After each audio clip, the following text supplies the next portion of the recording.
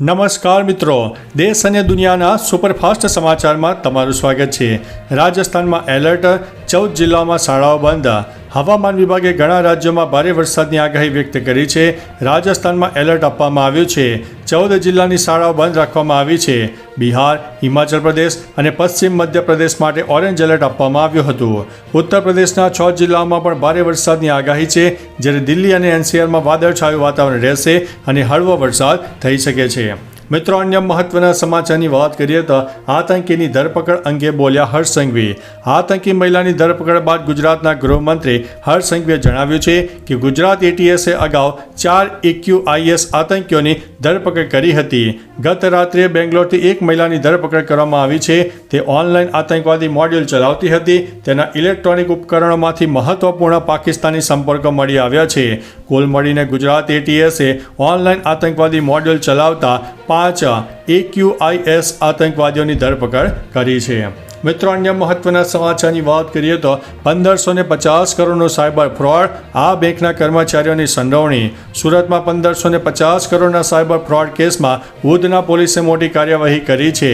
RBL બેંકની સુરતની 3 શાખાના 8 કર્મચારીઓની ધરપકડ કરવામાં આવી છે।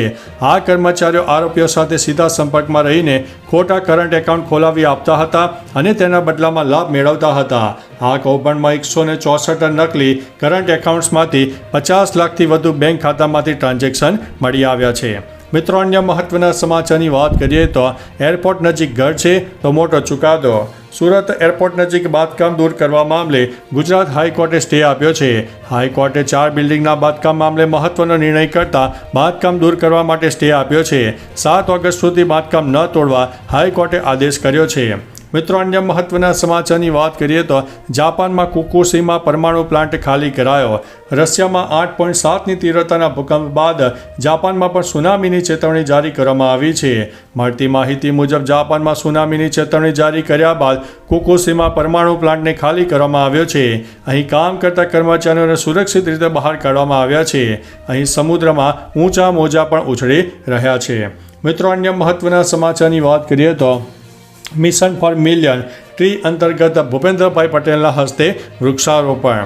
અમદાવાદ મ્યુનિસિપલ કોર્પોરેશન દ્વારા મિશન ફોર મિલિયન ટ્રી અંતર્ગત વૃક્ષારોપણ કાર્યક્રમનું આયોજન કરવામાં આવ્યું હતું। અમદાવાદના ચાંદલોડિયા વિસ્તારમાં ઉમિયા ચિલ્ડ્રન હોસ્પિટલ સામે વૃક્ષારોપણ કાર્યક્રમનું આયોજન કરાયું, જેમાં રાજ્યના મુખ્યમંત્રી ભૂપેન્દ્રભાઈ પટેલના હસ્તે વૃક્ષારોપણ કરવામાં આવ્યું। કાર્યક્રમમાં ધારાસભ્ય, મેયર સહિત અધિકારીઓનો કાર્યક્રમમાં હાજર રહ્યા હતા। મિત્રો, અન્ય મહત્વના સમાચારની વાત કરીએ તો અમદાવાદમાં પાણીજન્ય રોગચાળો વકર્યો। અમદાવાદમાં જુલાઈ માસમાં પાણીજન્ય રોગચાળાના કેસોમાં ભારે વધારો થયો છે, જેની પૂર્વ વિસ્તારમાં સૌથી વધારે અસર જોવા મળી છે। કોલેરાના 25 કેસ નોંધાયા છે, જેમાં 20 જેટલા કેસ પૂર્વ વિસ્તારમાં નોંધાયા હોવાનું જાણવા મળ્યું છે। કમળાના પણ 413 કેસ નોંધાયા છે। ઝાડા ઉલટીના 703 અને ટાઇફોઇડના 579 કેસો નોંધાયા છે। વધતા કેસોના પગલે પાણીના સેમ્પલ લઈને તપાસ માટે મોકલવામાં આવ્યા છે, જેમાં 79 સેમ્પલ અનફિટ જાહેર થયા છે। મિત્રો, અન્ય મહત્વના સમાચારની વાત કરીએ તો અત્ર તત્ર સર્વત્ર જળ, બેટમાં ફેરવાયું બાવળા। અમદાવાદના બાવળામાં ભારે વરસાદને કારણે પૂરની પરિસ્થિતિ સર્જાઈ। વરસાદી પાણી લોકોના ઘરમાં ઘૂસી જવાને કારણે લોકોને ભારે હાલાકી થઈ। બાવળા હાઈવે પરનો ઇન્ડસ્ટ્રીયલ પાર્ક જળમગ્ન થયો, જે કારણે નોકરિયાત વર્ગને અવરજવરમાં સમસ્યા થઈ રહી છે। બાવળામાં વરસાદ બંધ થયો હોવા છતાં વરસાદી પાણી ભરાવાની સમસ્યા યથાવત રહી હતી। પાણી ભરાઈ જવાને કારણે લોકોમાં રોષ પણ જોવા મળી રહ્યો છે। મિત્રો, અન્ય મહત્વના સમાચારની વાત કરીએ તો રાજ્યના 95 તાલુકામાં વરસાદ। રાજ્યમાં હાલ વરસાદનું જોર ઘટી રહ્યું હોય તેમ જણાઈ રહ્યું છે। છેલ્લા 24 કલાક દરમિયાન રાજ્યના 95 તાલુકામાં વરસાદ નોંધાયો છે, જેમાં સૌથી વધુ કપરાડામાં 2.13 ઇંચ વરસાદ નોંધાયો છે, જે બાદ વધઈમાં 1.77 અને આહવામાં 1.73 ઇંચ વરસાદ નોંધાયો છે। રાજ્યના 10 તાલુકામાં 1 ઇંચ કરતાં વધારે વરસાદ નોંધાયો છે, જ્યારે અન્ય 85 તાલુકામાં હળવા વરસાદના ઝાપટા પણ જોવા મળ્યા હતા। હજુ પણ ગુજરાતમાં છૂટાછવાયા સ્થળોએ વરસાદની શક્યતા વર્ણવવામાં આવી છે। મિત્રો, અન્ય મહત્વના સમાચારની વાત કરીએ તો સુરેન્દ્રનગર જન્માષ્ટમી મેળો, મોટા સમાચાર સામે આવ્યા છે। સુરેન્દ્રનગરમાં જન્માષ્ટમી મેળા યોજાવાનો છે। સુરેન્દ્રનગર શહેરના MP શાહ કોલેજના મેદાનમાં આ વર્ષે જન્માષ્ટમી મેળો યોજાશે।